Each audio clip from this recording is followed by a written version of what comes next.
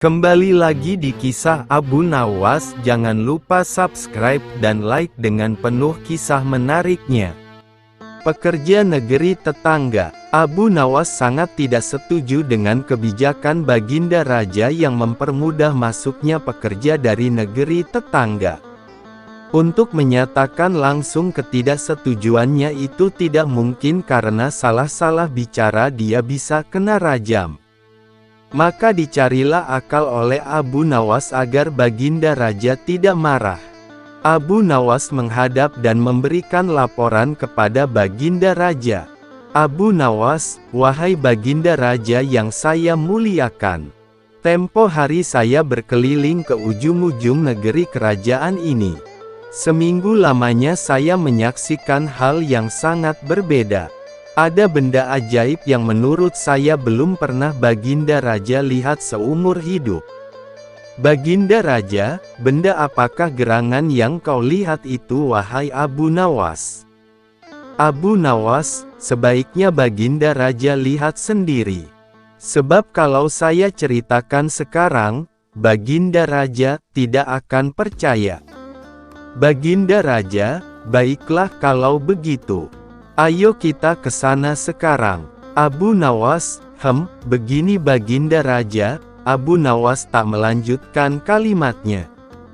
Baginda Raja, ada apa wahai Abu Nawas? Abu Nawas, kalau Baginda Raja tetap berpenampilan seperti sekarang, tidak akan mungkin kita bisa melihat benda ajaib itu sebab orang akan mengenali Baginda Raja. Pasti akan ramai orang akan ikut menyaksikan benda tersebut. Baginda Raja, jadi bagaimana sebaiknya penampilanku Abu Nawas? Abu Nawas, perawakan Baginda mirip rakyat negeri tetangga. Mata Baginda Raja agak sipit dan kulit kuning langsat. Menurut hemat hamba, alangkah baiknya Baginda Raja menyamar menjadi warga negeri tetangga, seakan-akan Baginda Raja ke sini sebagai pendatang, sehingga orang tidak akan mengenali Baginda. Tanpa pikir panjang Baginda Raja mengikuti saran Abu Nawas dan langsung mengubah penampilannya seperti warga negeri tetangga. Mungkin lebih tepatnya disebut pekerja negeri tetangga. Kemudian Abu Nawas dan Baginda Raja yang telah menyamar itu pergi ke suatu negeri yang dimaksud. Sebelum sampai di negeri tersebut tiba-tiba Abu Nawas mendadak berhenti. Baginda Raja, ada apa Abu Nawas? Kenapa tiba-tiba berhenti? Abu Nawas, begini Baginda Raja. Kalau hamba ikut dengan Baginda sampai ke desa itu, saya takut penyamaran Baginda akan ketahuan. Jadi sebaiknya Baginda berjalan sendirian memasuki desa itu. Di ujung desa ada sebuah gua yang tidak begitu besar. Pintu gua itu tidak kelihatan karena terletak di balik pohon besar. Agar Baginda Raja mudah mencarinya, pohon itu sudah saya cat dengan warna merah. Nah, di dalam gua itu letak benda ajaib yang saya maksud. Tanpa basa-basi lagi, bergegas Baginda Raja meninggalkan Abu Nawas demi melampiaskan rasa penasaran yang sudah memuncak. Tidak terlalu susah beliau dapat menemukan tanda cat merah seperti yang diceritakan Abu Nawas tadi. Alangkah girang hatinya karena tidak lama lagi benda ajaib akan berada di tangannya. Namun tiba-tiba dari kejauhan terdengar suara ribut-ribut. Penduduk kampung, siapakah engkau? Berani-beraninya masuk kampung kami. Baginda Raja, saya hanya pencari kayu. Lah tidak mau penyamarannya diketahui oleh masyarakat sekitar. Penduduk kampung, nah, yang satu ini ternyata bisa berbahasa kita. Ayo kita seret dia menemui teman-temannya yang lain. Spontan Baginda Raja diseret oleh penduduk kampung yang notabene adalah rakyatnya sendiri. Setiba di sebuah bangunan yang mirip dengan gudang, Baginda Raja dilemparkan ke sekerumunan orang yang jumlahnya puluhan. Penduduk kampung, Coba kau ceritakan, kenapa kau datang begitu ramai ke negeri kami ini?" Baginda Raja sesaat memelototi orang yang ada di hadapannya. "Baginda Raja, engkau ini siapa?" "Orang di dalam gudang, lorem ipsum dolor sit amet, consectetur adipis cing elit. Pelentesque molesti ligula auge imperdiet auctor. Nam ut telus quis ex dapibus tristique. In consequat volupat tristique." "Baginda Raja, bicara apa kau ini? Aku tak mengerti." "Penduduk kampung, hei budak sipit, jangan berpura-pura kau di depan kami. Cepat ceritakan maksud kau datang ke negeri kami ini." Merasa dikerjain oleh Abu Nawas, Baginda Raja langsung membuka kedoknya. "Baginda Raja, tidak kenalkah kau dengan diriku?" Mendadak penduduk kampung terperangah. Setelah Baginda Raja membasuh riasannya, barulah semua warna mengenalinya. Penduduk kampung, ampunkan kami Baginda Raja. Kami tidak tahu bahwa Baginda menyamar." "Baginda Raja, lalu kenapa kau mengurung orang-orang aneh ini di gudang?" Penduduk kampung, mereka itu pekerja dari negeri tetangga Baginda. Sejak mereka datang ke kampung kami kehilangan pekerjaan. Semua tambang rakyat mereka kuasai sehingga kami hampir semua jadi pengangguran." Baginda Raja terdiam 1000 bahasa. Dia yang semula ingin menghukum Abu Nawas atas kekurang-ajarannya, sekarang mengurungkannya. Malah dalam hati kecilnya ia berterima kasih. Kalau tidak begini mungkin dirinya tidak akan mengetahui bagaimana sebenarnya keadaan di kampung-kampung yang telah didatangi oleh pekerja dari negeri tetangga. Abu Nawas dan Menteri Penyihir. Baginda Raja sedang dipusingkan dengan keadaan negara yang semakin semrawut. Kian hari hidup rakyatnya kian sengsara. Baginda Raja berencana membuat kebijakan yang bertujuan untuk mensejahterakan rakyatnya. Maka dipanggillah Abu Nawas ke istana untuk diminta pendapatnya. "Baginda Raja, wahai Abu Nawas, aku butuh nasihatmu." "Abu Nawas, nasihat yang seperti apa yang Baginda Raja butuhkan dariku?" "Baginda Raja, begini, aku ingin membuat hidup rakyatku bahagia. Aku ingin rakyatku sejahtera, namun aku tidak punya ide kebijakan apa yang harus aku dahulukan. Bisakah kau berikan aku nasihat yang jitu agar rakyatku segera keluar dari himpitan kemiskinan?" Abu Nawas tidak menjawab permintaan sang raja. Dia hanya bermenung sambil mengangguk-angguk kecil. "Baginda Raja, kenapa kau hanya diam wahai Abu Nawas?" "Abu Nawas, begini Baginda Raja, aku tak ingin menyampaikan langsung nasihat kepadamu, sebab nanti kalau terdengar oleh orang lain akan bocor rahasia ini. Sebaiknya aku tulis saja nasihat dan akan aku kirimkan secarik surat besok hari." "Baginda Raja, baiklah Abu Nawas, aku tunggu suratmu besok hari."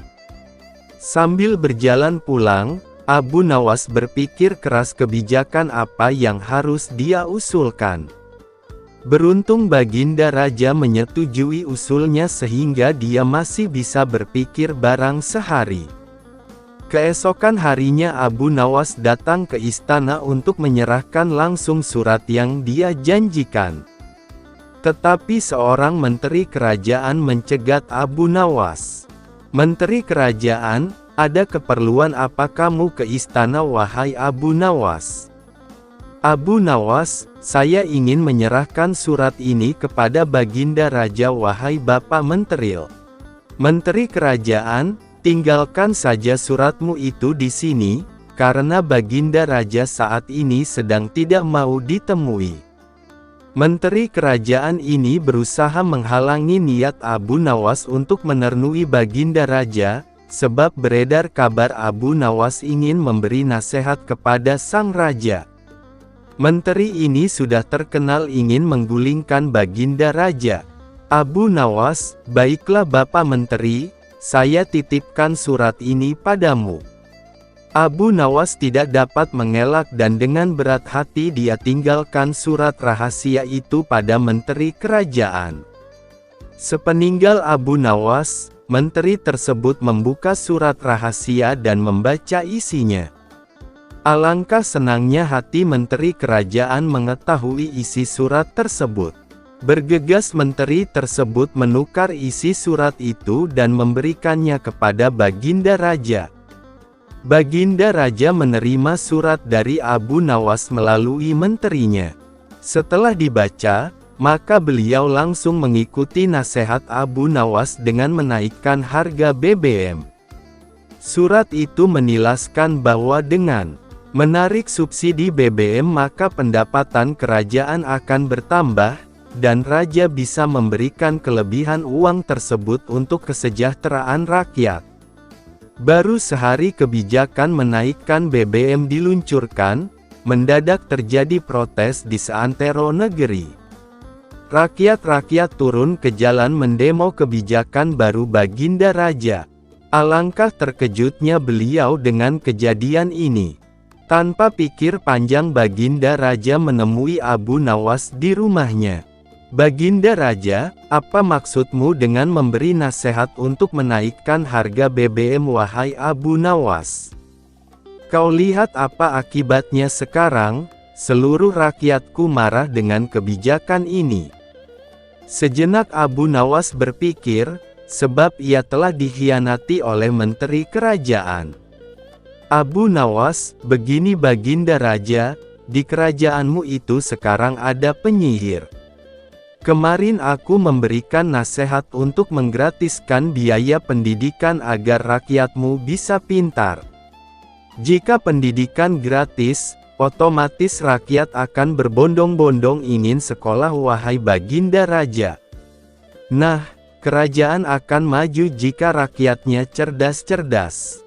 Baginda Raja, tidak mungkin ada penyihir di istanaku. Kau berbohong Abu Nawas." "Abu Nawas, aku tidak berbohong Baginda. Begini saja Baginda, besok saya akan ke istana membawa sepucuk surat lagi. Isi surat itu adalah membuat kartu sehat untuk rakyat. Saya yakin surat itu akan disihir oleh menterimu. Dan saya pastikan Baginda besok tidak akan menerima surat yang berisi kartu sehat untuk rakyat, tetapi surat yang telah disihir yang akan Baginda dapati." Baginda Raja, "Baiklah kalau begitu Abu Nawas. Tapi ingat jika kau berbohong, terima hukuman yang setimpal, yakni hukum diludahi rakyatku selama seminggu." Gemetaran juga Abu Nawas mendengar ancaman dari Baginda Raja. Keesokan harinya Abu Nawas datang ke istana dengan membawa secarik surat yang berisi kartu sehat untuk rakyat. Seperti tempo hari Abu Nawas kembali dicegat oleh menteri kerajaan. "Menteri kerajaan, ada keperluan apa lagi kau ke sini wahai Abu Nawas?" "Abu Nawas, tempo hari aku salah berikan surat wahai Bapak Menteri. Surat yang sebenarnya itu adalah yang ini. Surat kemarin itu berisi tentang kebijakan yang menggratiskan pendidikan. Nasihat itu akan sangat merugikan kerajaan, sebab jika sebanyak ini rakyat yang ingin sekolah digratiskan, pastilah kerajaan ini akan bangkrut. Makanya aku ingin menukar surat tersebut. Sebab alangkah marahnya Baginda Raja jika menerima nasihat yang salah. Menteri kerajaan, tinggalkan suratmu itu di sini, biar aku yang menyerahkannya kepada Baginda Raja." Abu Nawas meninggalkan surat itu tanpa sepatah kata pun dan ia pun kembali ke rumahnya. Ketika Baginda Raja menerima surat titipan yang diserahkan oleh menteri kerajaan, terperanjat ia karena apa yang dikatakan Abu Nawas benar adanya bahwa di kerajaannya memang ada tukang sihir. "Baginda Raja, wahai menteriku, Apa benar ini surat dari Abu Nawas? Menteri kerajaan, benar Baginda. Dengan senang hati menteri itu berpikir bahwa sebentar lagi Abu Nawas akan menerima hukuman dari sang raja. Baginda Raja, surat ini berisi kebijakan untuk menggratiskan pendidikan. Lalu surat yang berisi tentang kartu sehat untuk rakyat mana? Abu Nawas dan kisah 6 ekor lembu yang pandai bicara. Pada suatu hari, Sultan Harun al-Rasyid memanggil Abu Nawas menghadap ke istana. Kali ini Sultan ingin menguji kecerdikan Abu Nawas. Sesampainya di hadapan Sultan, Abu Nawas pun menyembah. Dan Sultan bertitah, "Hai, Abu Nawas, aku menginginkan 6 ekor lembu berjenggot yang pandai bicara, bisakah engkau mendatangkan mereka dalam waktu seminggu? Kalau gagal, akan aku penggal lehermu." "Baiklah, Tuanku Syah Alam," hamba junjung tinggi titah tuanku. Semua punggawa istana yang hadir pada saat itu, berkata dalam hati, "Mampuslah kau Abu Nawas." Abu Nawas bermohon diri dan pulang ke rumah. Begitu sampai di rumah, ia duduk berdiam diri merenungkan keinginan Sultan. Seharian ia tidak keluar rumah, sehingga membuat tetangga heran, lah baru keluar rumah persis setelah seminggu. Kemudian, yaitu batas waktu yang diberikan Sultan kepadanya. Lah segera menuju kerumunan orang banyak, lalu ujarnya, "Hai orang-orang muda, hari ini hari apa?" Orang-orang yang menjawab benar akan dia lepaskan, tetapi orang-orang yang menjawab salah, akan ia tahan. Dan ternyata, tidak ada seorang pun yang menjawab dengan benar. Tak ayal, Abu Nawas pun marah-marah kepada mereka, "Begitu saja kok tidak bisa menjawab? Kalau begitu, mari kita menghadap Sultan Harun al-Rasyid, untuk mencari tahu kebenaran yang sesungguhnya." Keesokan harinya, balairung istana Baghdad dipenuhi warga masyarakat yang ingin tahu kesanggupan Abu Nawas membawa 6 ekor lembu berjenggot. Sampai di depan Sultan Harun al-Rasyid, ia pun menghaturkan sembah dan duduk dengan khidmat. Lalu, Sultan berkata, "Hai Abu Nawas, mana lembu berjenggot yang pandai bicara itu?" Tanpa banyak bicara, Abu Nawas pun menunjuk ke 6 orang yang dibawanya itu, "Inilah mereka, Tuanku Syah Alam." "Hai, Abu Nawas, apa yang kau tunjukkan kepadaku itu?" "Ya, Tuanku Syah Alam, tanyalah pada mereka hari apa sekarang," jawab Abu Nawas. Ketika Sultan bertanya, ternyata orang-orang itu memberikan jawaban berbeda-beda. Maka berujarlah Abu Nawas, "Jika mereka manusia, tentunya tahu hari ini hari apa. Apalagi jika tuanku menanyakan hari yang lain, akan tambah pusinglah mereka. Manusia atau hewankah mereka ini?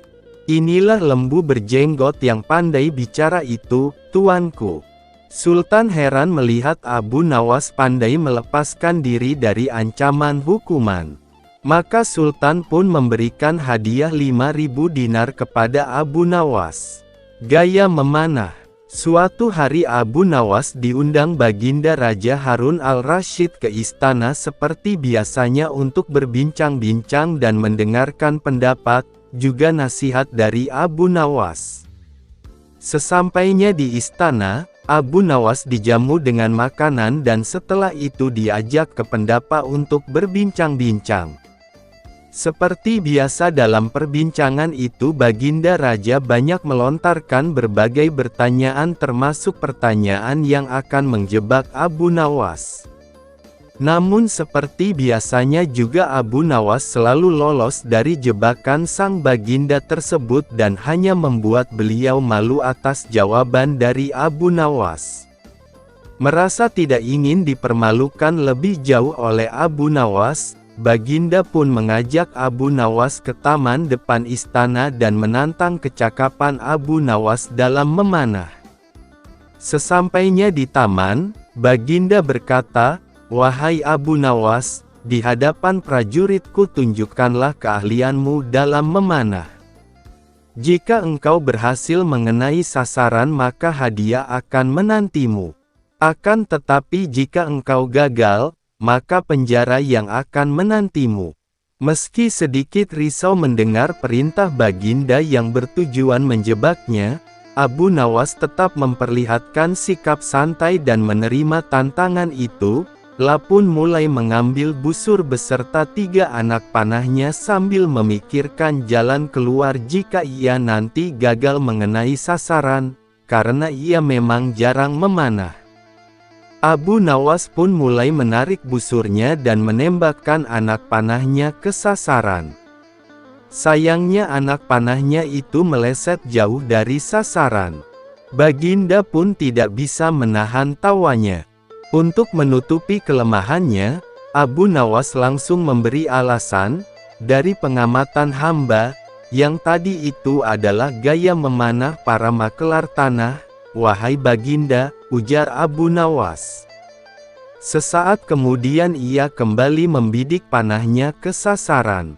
Namun ia gagal lagi, ia pun kembali berkilah, "Kalau yang ini paduka gaya juragan tanah," kata Abu Nawas menutupi kelemahannya yang kedua. Dan untuk ketiga kalinya Abu Nawas kembali membidikkan panahnya ke sasaran sambil harap-harap cemas, dan dalam hati terus berdoa. Entah kenapa kali ini nasib baik datang padanya. Anak panah Abu Nawas mengenai tepat sasaran. "Nah, yang ini baru gaya Abu Nawas memanah. Hamba pun menunggu hadiah yang paduka janjikan," kata Abu Nawas gembira. Baginda pun tidak bisa menahan tawanya.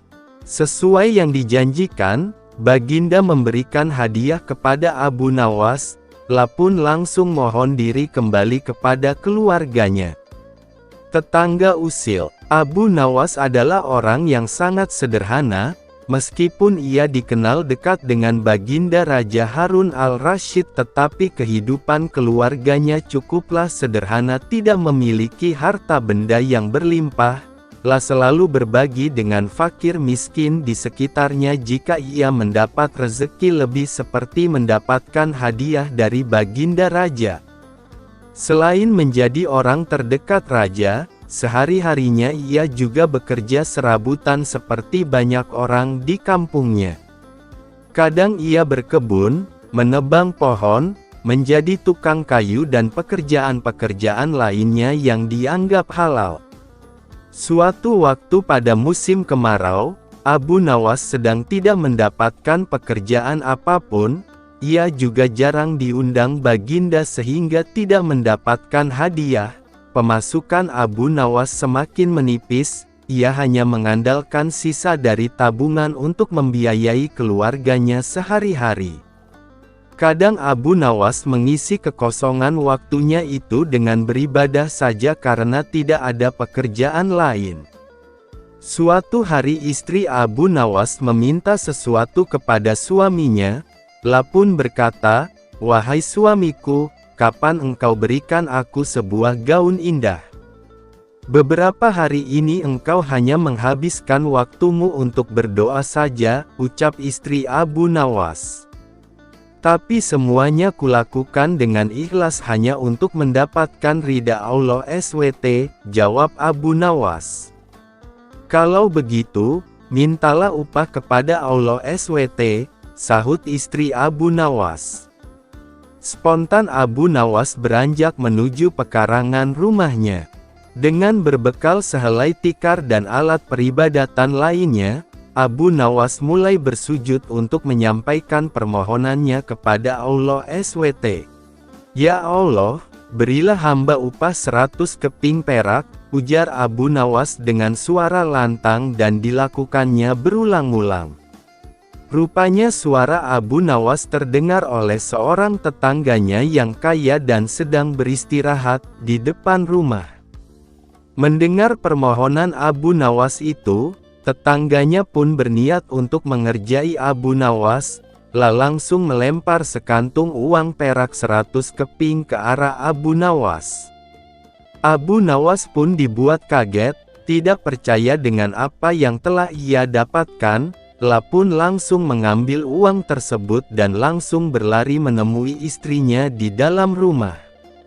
"Istriku, aku memang wali Allah dan aku baru saja mendapatkan upah dari Allah SWT," kata Abu Nawas dengan girang. Melihat Abu Nawas sudah membawa lari uangnya, si tetangga pun tidak terima dan langsung menemui Abu Nawas untuk meminta uangnya kembali. "Hai Abu Nawas, kembalikan uang yang baru saja aku lemparkan tadi." "Itu milikku," kata tetangga itu. "Bagaimana mungkin uang itu milikmu? Aku memohon kepada Tuhan dan uang yang jatuh itu pasti jawaban dari Tuhan," jawab Abu Nawas. Karena Abu Nawas tetap bersikeras tidak mau mengembalikan uang tersebut, tetangga usil itu pun memutuskan untuk menyelesaikan permasalahan itu di pengadilan. Sehari setelah itu Abu Nawas pun dipanggil ke pengadilan. Hakim mulai bertanya, "Hai Abu Nawas, engkau hadir di sini karena suatu perkara. Engkau telah disangka mengambil kepunyaan tuan ini," kata hakim sambil menunjuk ke arah tetangga Abu Nawas. "Apa pembelaanmu wahai Abu Nawas?" tambah hakim. "Tetangga saya ini gila tuan hakim, pikir semua yang ada di dunia ini adalah miliknya. Coba tanyakan saja, misalnya jubah saya, keledai saya, tentu semua diakui sebagai miliknya," jawab Abu Nawas. "Tapi uang itu memang milikku," teriak tetangganya yang kaget akan pernyataan Abu Nawas tersebut. Abu Nawas kemudian menceritakan seluruh kronologi kejadiannya. Hakim akhirnya memutuskan jika Abu Nawas tidak bersalah dan uang itu adalah sah milik Abu Nawas karena ia sudah memohon kepada Tuhan dan uang itu jatuh sendiri kepadanya. Abu Nawas dihukum gantung. Cita-cita atau obsesi menghukum Abu Nawas sebenarnya masih bergolak, namun Baginda merasa kehabisan akal untuk menjebak Abu Nawas. Seorang penasihat kerajaan kepercayaan Baginda Raja menyarankan agar Baginda memanggil seorang ilmuwan ulama yang berilmu tinggi untuk menandingi Abu Nawas. Pasti masih ada peluang untuk mencari kelemahan Abu Nawas. Menjebak pencuri harus dengan pencuri, dan ulama harus dengan ulama. Baginda menerima usul yang cemerlang itu dengan hati bulat. Setelah ulama yang berilmu tinggi berhasil ditemukan, Baginda Raja menanyakan cara terbaik menjerat Abu Nawas. Ulama itu memberi tahu cara-cara yang paling jitu kepada Baginda Raja. Baginda Raja manggut-manggut setuju. Wajah Baginda tidak lagi murung, apalagi ulama itu menegaskan bahwa ramalan Abu Nawas tentang takdir kematian Baginda Raja sama sekali tidak mempunyai dasar yang kuat. Tiada seorang pun manusia yang tahu kapan dan di bumi mana ia akan mati apalagi tentang ajal orang lain. Ulama andalan Baginda Raja mulai mengadakan persiapan seperlunya untuk memberikan pukulan fatal bagi Abu Nawas. Siasat pun dijalankan sesuai rencana. Abu Nawas terjerembab ke pangkuan siasat sang ulama. Abu Nawas melakukan kesalahan yang bisa menghantarnya ke tiang gantungan atau hukuman pancung. Benarlah peribahasa yang berbunyi, sepandai-pandai tupai melompat pasti suatu saat akan terpeleset. Kini Abu Nawas benar-benar mati kutu. Sebentar lagi ia akan dihukum mati karena jebakan sang ilmuwan ulama tadi.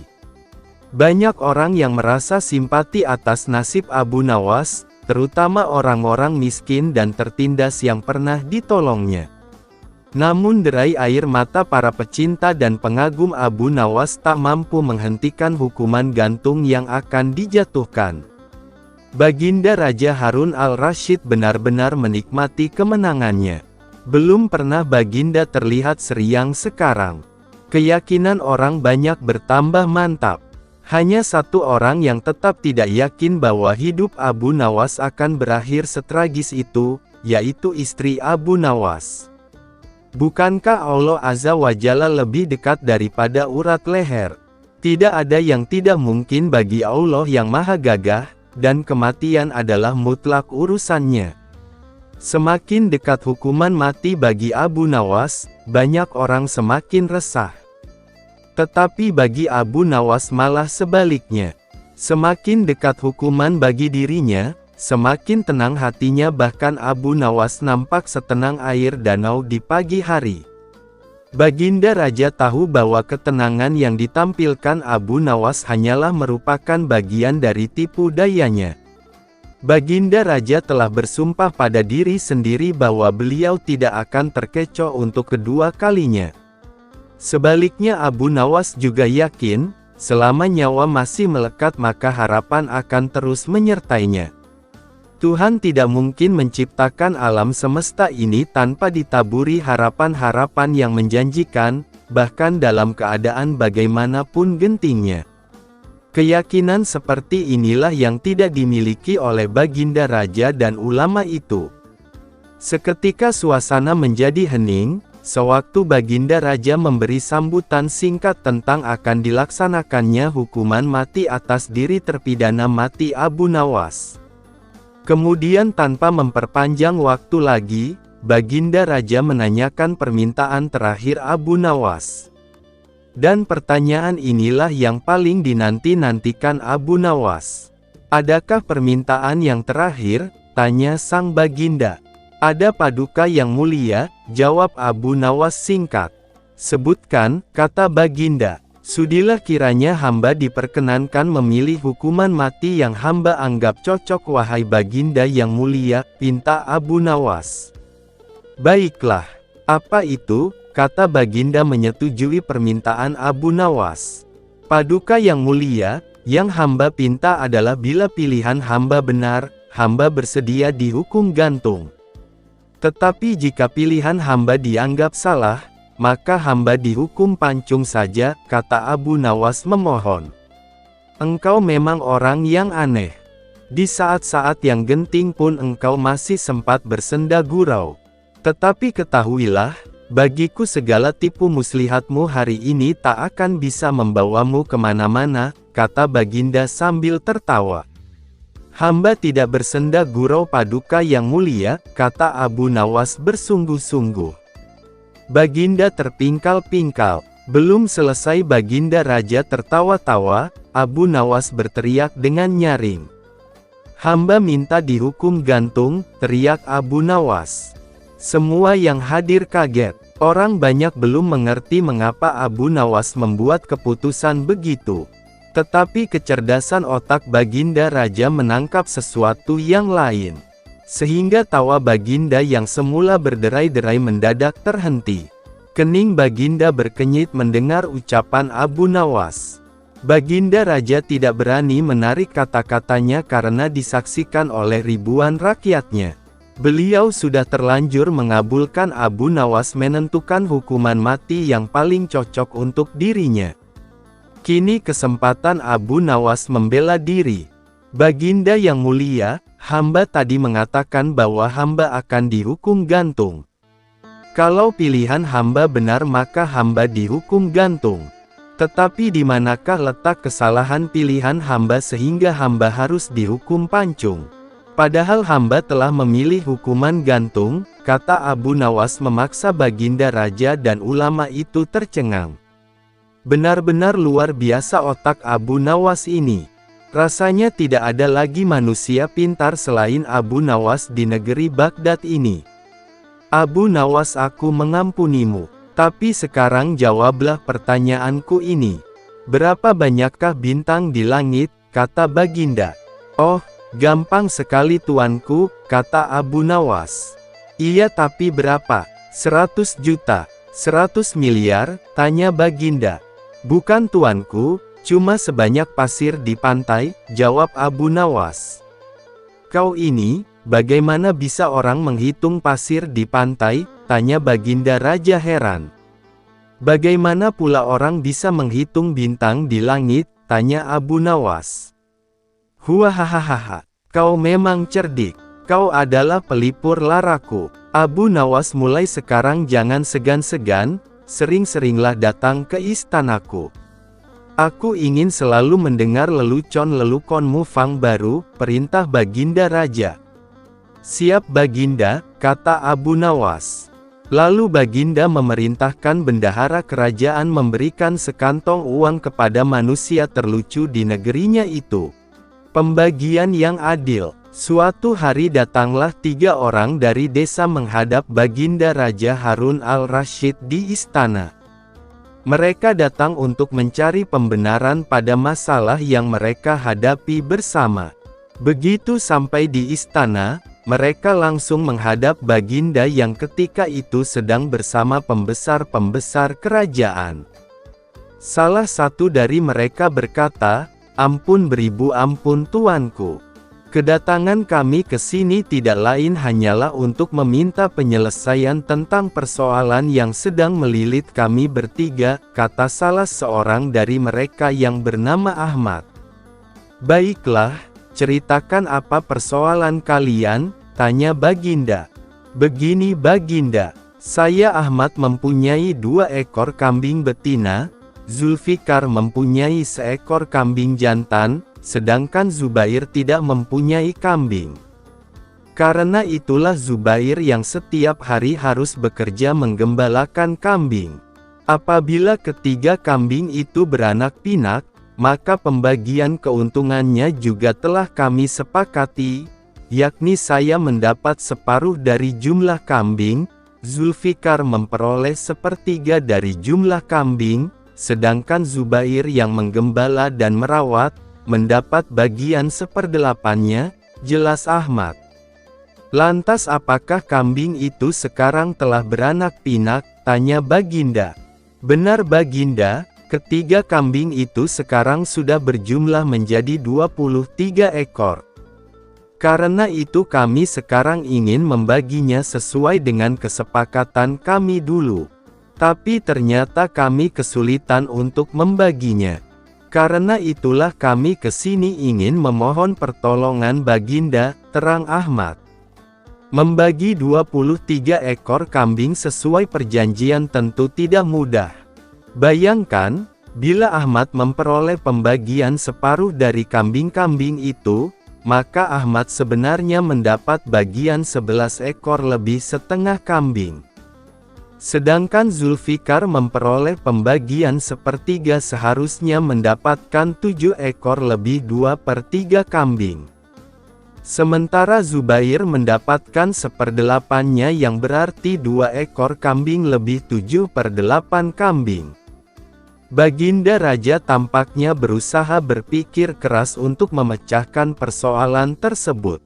Bahkan para pejabat yang hadir di tempat tersebut juga tak sanggup memecahkan masalah tersebut. Karena orang yang hadir di tempat tersebut tak ada yang bisa memecahkannya, akhirnya Baginda terpikir untuk mengundang Abu Nawas dengan kecerdasannya menyelesaikan banyak persoalan. Atas perintah Raja, sampailah Abu Nawas di istana. Baginda kemudian memerintahkan Ahmad untuk menceritakan semua persoalan rumit yang mereka hadapi kepada Abu Nawas. "Wah, itu masalah kecil Baginda. Insya Allah saya bisa membantu mencarikan jalan keluarnya," kata Abu Nawas. "Tolong bawakan kambing itu masuk semuanya," pinta Abu Nawas. Setelah 23 ekor kambing tersebut dituntun masuk istana, Abu Nawas lalu menghitung kembali jumlah kambing tersebut. Sesudah kambing itu dihitung dan benar jumlahnya 23, Abu Nawas mulai berpikir keras mencari solusi dari masalah yang cukup rumit tersebut. Tidak lama kemudian Abu Nawas kembali berkata, "Izinkan saya meminjam kambing milik Baginda seekor saja," pinta Abu Nawas. "Nah, sekarang saatnya saya akan membagi kambing tersebut sesuai dengan porsi kalian saat perjanjian," kata Abu Nawas setelah menambahkan seekor kambing milik Baginda Raja. Ahmad yang berhak memperoleh separuh kambing, maka boleh mengambil 12 ekor. Sedangkan engkau Zulfikar yang memperoleh bagian sepertiganya, maka boleh mengambil 8 ekor, perintah Abu Nawas. Terakhir Zubair yang memperoleh bagian seperdelapannya, maka engkau berhak mengambil bagian 3 ekor kambing.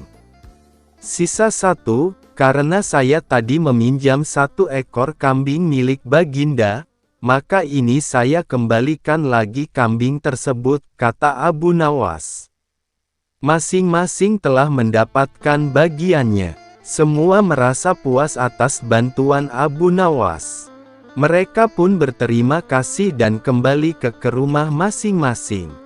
Tidak lupa Baginda pun turut berterima kasih kepada Abu Nawas atas bantuan Abu Nawas menyelesaikan persoalan rakyatnya. Menamparkan raja. Pada suatu hari Abu Nawas singgah di rumah kenalan barunya di tepi hutan dengan maksud memperkuat silaturahmi. Kenalan barunya itu adalah seorang Yahudi. Sesampainya di rumah Yahudi tersebut, ternyata di sana tengah berlangsung permainan musik yang meriah. Banyak orang yang menonton sehingga suasana begitu ramai. Semua tamu yang hadir ikut larut dalam permainan musik indah itu, termasuk Abu Nawas yang baru saja datang. Ada yang bermain kecapi, ada yang menari-nari dan sebagainya, semuanya bersuka cita. Ketika para tamu sudah lelah dan kehausan, tuan rumah menyuguhkan kopi kepada para hadirin. Masing-masing mendapat secangkir kopi, termasuk Abu Nawas. Namun ketika Abu Nawas hendak meminum kopi itu, tiba-tibalah ditampar oleh si Yahudi. Yahudi itu mengatakan agar lebih terlihat akrab karena Abu Nawas merupakan teman barunya. Namun karena sudah terlanjur larut dalam kegembiraan, Abu Nawas tidak terlalu menghiraukan. Abu Nawas kembali mengangkat cangkir kopinya untuk diteguk. Namun tidak disangka ia kembali mendapat tamparan yang begitu keras dari pemilik rumah itu, dan begitu seterusnya. Pemilik rumah itu hanya tersenyum saja tanpa merasa bersalah sedikit pun. Begitu juga para tamu yang hadir, bukannya kasihan, mereka malah menertawakan Abu Nawas. Dengan perasaan marah bercampur geram, Abu Nawas pun langsung pergi meninggalkan mereka tanpa berkata sepatah kata pun. Abu Nawas terus berjalan menuju rumahnya, dalam hati ia bergumam, jahat benar perangai Yahudi itu, main tampar seenaknya saja. Kelakuan seperti itu tidak boleh dibiarkan berlangsung di Baghdad. Aku harus mencari cara untuk menghentikan Yahudi tersebut, gumamnya dalam hati. Keesokan harinya, Abu Nawas menghadap Baginda Raja di istana. Ampun Baginda, hamba mendengar di negeri ini ada suatu permainan yang belum pernah hamba kenal, permainan itu sangat aneh, kata Abu Nawas.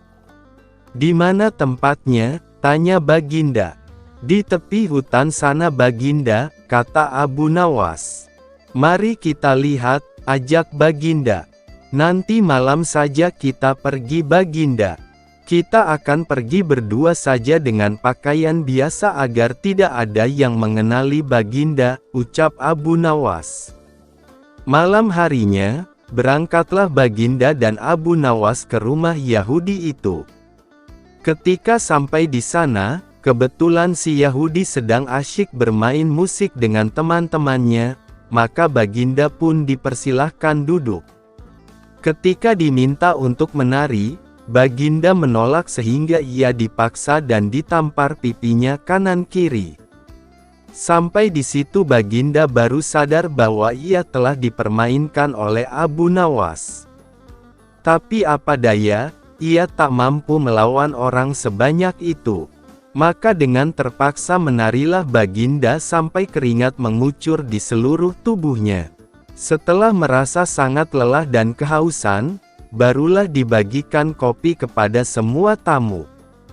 Demi melihat hal itu, Abu Nawas lalu meminta izin untuk keluar ruangan dengan alasan akan pergi ke kamar mandi untuk kencing. Biar Baginda merasakan sendiri peristiwa itu, karena salahnya sendiri tidak pernah mengetahui keadaan rakyatnya dan hanya percaya kepada laporan para menteri, pikir Abu Nawas dalam hati sembari meluncur pulang ke rumahnya. Tatkala hendak mengangkat cangkir kopi ke mulutnya, Baginda ditampar oleh si Yahudi itu. Ketika ia hendak mengangkat cangkir kopinya lagi, ia pun terkena tamparan lagi, begitu seterusnya hingga Baginda merasakan sangat kesakitan dan mukanya menjadi lebam memerah, sementara tamu lainnya terus menertawainya.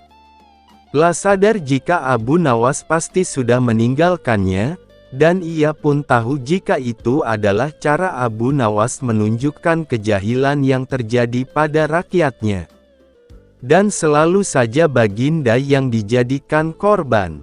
Karena tidak sanggup lagi menerima tamparan dari Yahudi tersebut, Baginda pun langsung pergi tanpa berkata sepatah kata pun. Pada keesokan harinya, setelah bangun tidur Baginda Raja Harun al-Rasyid memerintahkan seorang pengawal istana untuk memanggil Abu Nawas menghadap. "Wahai Abu Nawas, baik sekali perbuatanmu semalari. Engkau biarkan diriku disiksa dan dipermalukan seperti itu," kata Baginda. "Ampun beribu ampun wahai Baginda Raja, pada malam sebelumnya hamba telah mendapat perlakuan yang sama seperti itu. Apabila hal itu hamba laporkan secara jujur, pasti Baginda tidak akan percaya dan mengira itu adalah akal-akalan hamba saja. Dari itu hamba bawa Baginda ke sana agar mengetahui dengan kepala sendiri perilaku rakyat yang tidak senonoh itu," jawab Abu Nawas membela diri. Baginda tidak dapat membantah ucapan Abu Nawas, lalu disuruhnya beberapa pengawal untuk memanggil si Yahudi itu. "Wahai Yahudi, apa sebabnya engkau menamparkan aku tadi malam?" tanya Baginda marah. "Wahai tuanku, sesungguhnya hamba tidak tahu jika malam itu adalah tuanku. Jika sekiranya hamba tahu, hamba tidak akan berbuat seperti itu," jawab si Yahudi membela diri. Apa daya, pembelaan Yahudi tidak disetujui oleh Baginda. Karena menamparkan orang termasuk perbuatan menyiksa dengan kejam dan Baginda harus mengambil tindakan tegas karenanya. "Sekarang terimalah pembalasanku," kata Baginda. "Ampunilah hamba, tuanku," pinta si Yahudi. Segera saja Baginda memerintahkan para prajurit untuk memasukkan si Yahudi ke dalam penjara. Sejak saat itu Raja Harun amat memperhatikan rakyatnya, berterima kasih atas laporan yang diberikan oleh Abu Nawas tersebut, meski caranya selalu aneh dan membuat ia hampir celaka. Abu Nawas dan pukulan yang menjadi dinar. Pada suatu hari Abu Nawas menghadap ke istana, pun bercakap-cakap dengan Sultan dengan riang gembira. Tiba-tiba terlintas dalam pikiran di benak Sultan. "Bukankah ibu si Abu Nawas ini sudah meninggal? Aku ingin mencoba kepandaiannya sekali lagi, aku ingin menyuruh dia membawa ibunya ke istanaku ini. Kalau berhasil akan aku beri hadiah 100 dinar. Hai, Abu Nawas," titah Sultan, "besok bawalah ibumu ke istanaku, nanti aku beri engkau hadiah 100 dinar. Abu Nawas kaget.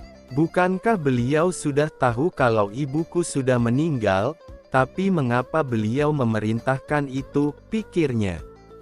Namun dasar Abu Nawas, ia menyanggupi perintah itu. "Baiklah, tuanku, esok pagi hamba akan bawa ibu hamba menghadap kemari," jawabnya mantap. Setelah itu ia pun mohon diri. Sesampai di rumah, Setelah makan dan minum, ia pergi lagi. Dijelajahinya sudut-sudut negeri itu, menyusuri jalan, lorong dan kampung, untuk mencari seorang perempuan tua yang akan dijadikan sebagai ibu angkat. Rupanya, tidak mudah menemukan sesosok perempuan tua. Setelah memeras tenaga mengayun langkah ke sana kemari hingga jontor, barulah ia menemukan yang dicari. Perempuan itu adalah seorang pedagang kue apem di pinggir jalan yang sedang memasak kue-kue dagangannya. Dihampirinya perempuan tua itu, "Hai, Ibu, bersediakah engkau kujadikan ibu angkat?" kata Abu Nawas. "Kenapa engkau berkata demikian?" tanya si ibu tua itu. "Apa alasannya?" Maka diceritakanlah perihal dirinya yang mendapat perintah dari sultan agar membawa ibunya ke istana. Padahal ibunya sudah meninggal, juga dijanjikan akan membagi 2 hadiah dari sultan yang akan diterimanya. Uang itu dapat ibu simpan untuk bekal meninggal bila sewaktu-waktu dipanggil Tuhan, kata Abu Nawas. "Baiklah," kata si ibu tua itu, "aku sanggup memenuhi permintaanmu itu." Setelah itu Abu Nawas menyerahkan sebuah tasbih dengan pesan agar terus menghitung biji tasbih itu meskipun di depan sultan, dan jangan menjawab pertanyaan yang diajukan. Sebelum meninggalkan perempuan itu, Abu Nawas anti-anti agar rencana ini tidak sampai gagal. Untuk itu ia akan menggendong perempuan tua itu ke istana. "Baiklah anakku, moga-moga Tuhan memberkatimu," kata si ibu tua, "dan terutama kepada ibuku." Keesokan harinya pagi-pagi sekali Abu Nawas sudah sampai di istana lalu memberikan salam kepada sultan. "Waalaikumsalam, Abu Nawas," jawab sultan. Setelah itu sultan memandang Abu Nawas. Bukan main terkejutnya sultan melihat Abu Nawas menggendong seorang perempuan tua. "Siapa yang kamu gendong itu?" tanya sultan. "Diakah ibumu? Tapi kenapa siang begini kamu baru sampai?" "Benar, tuanku, inilah ibu Patik. Beliau sudah tua dan kakinya lemah dan tidak mampu berjalan kemari. Padahal rumahnya sangat jauh. Itu sebabnya Patik gendong ibu kemari," kata Abu Nawas sambil mendudukkan ibu tua di hadapan sultan. Setelah duduk ibu tua itu pun memegang tasbih dan segera menghitung biji tasbih tanpa henti meski sultan mengajukan beberapa pertanyaan kepadanya.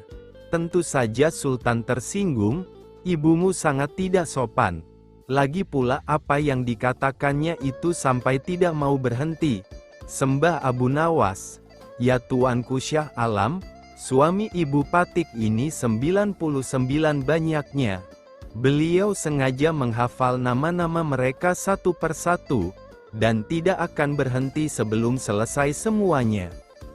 Demi mendengar ucapan Abu Nawas tadi perempuan tua itu pun melempar tasbih dan bersembah datang kepada sultan. "Ya tuanku Syah Alam," katanya, "adapun Patik ini dari muda sampai tua begini hanya seorang suami hamba. Apabila sekarang ini berada di hadapan tuanku, itu adalah atas permintaan Abu Nawas.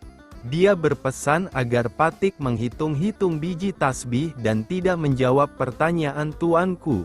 Nanti Abu Nawas akan membagi 2 hadiah yang akan diterimanya dari tuanku."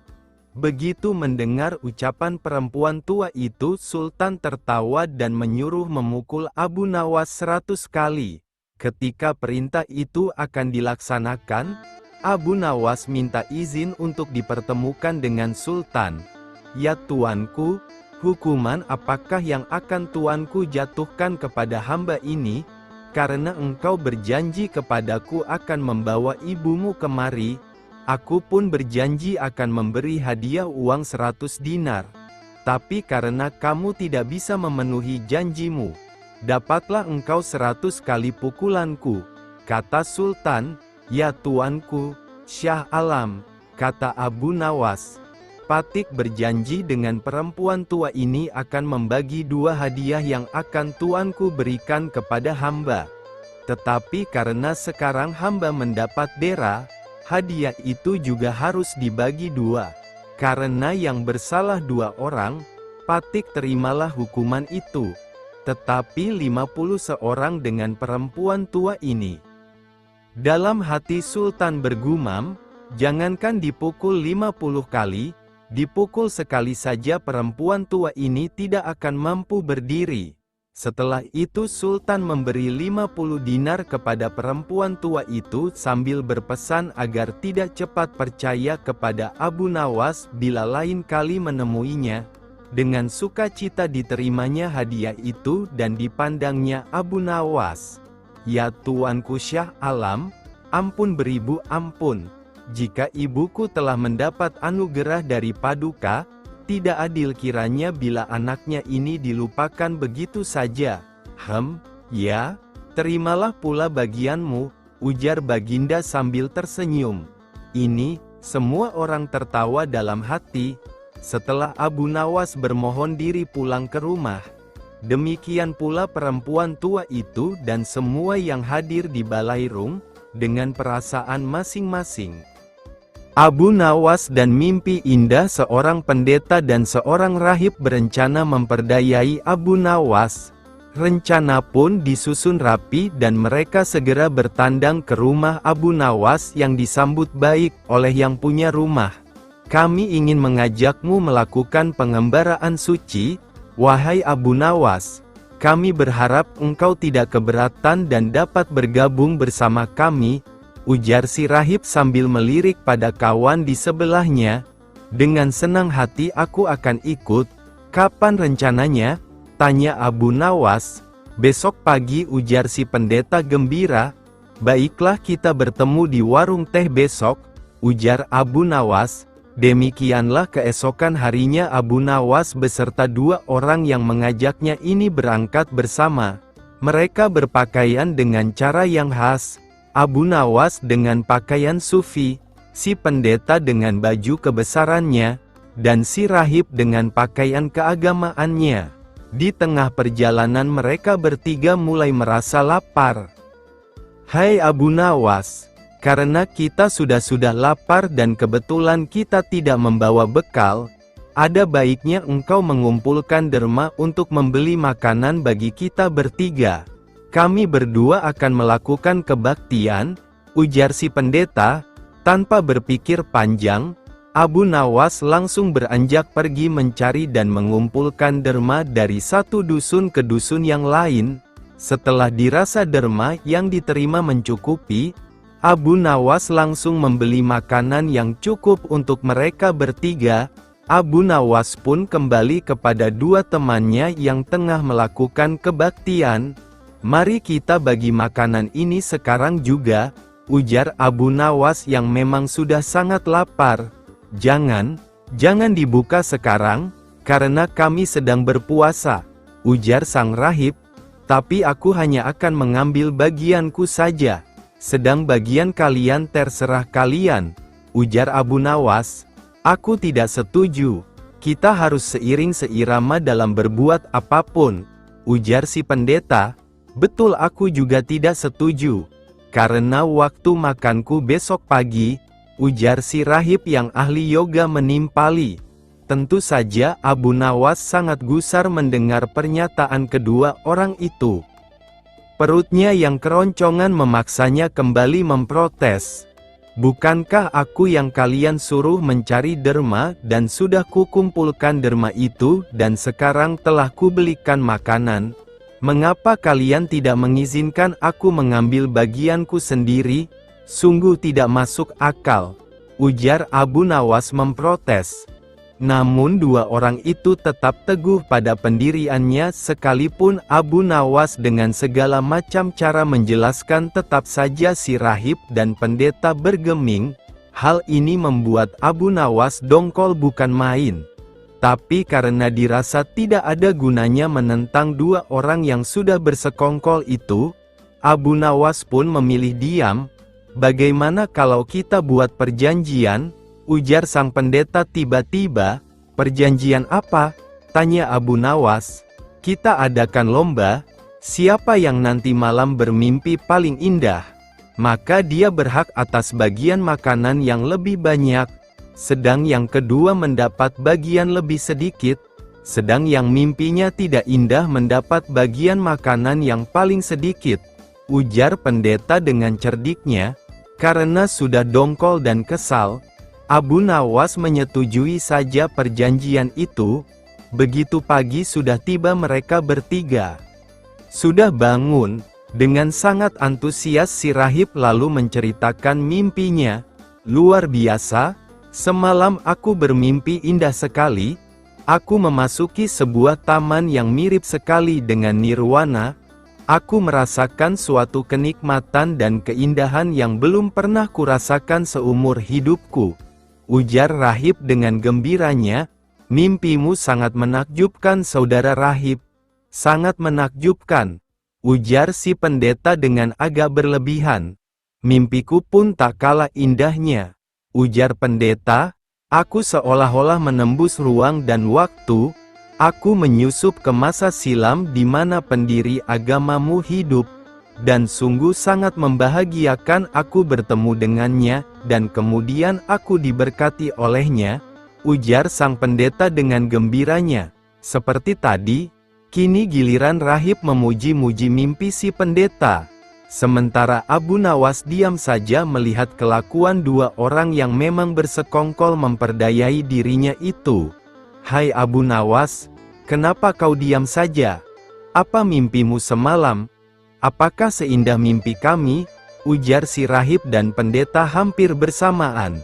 Abu Nawas yang sudah tahu dirinya tengah dikerjai, hanya berujar pelan, "Kawan-kawanku sepengembaraan, kalian tentu mengenal Nabi Daud AS. Beliau adalah nabi yang ahli berpuasa. Tadi malam aku bermimpi bertemu dan berbincang-bincang dengannya. Beliau menanyakan apakah aku berpuasa atau tidak. Karena aku belum makan dari pagi, maka aku bilang saja bahwa aku berpuasa. Tidak tahunya beliau menyuruhku berbuka karena hari sudah malam.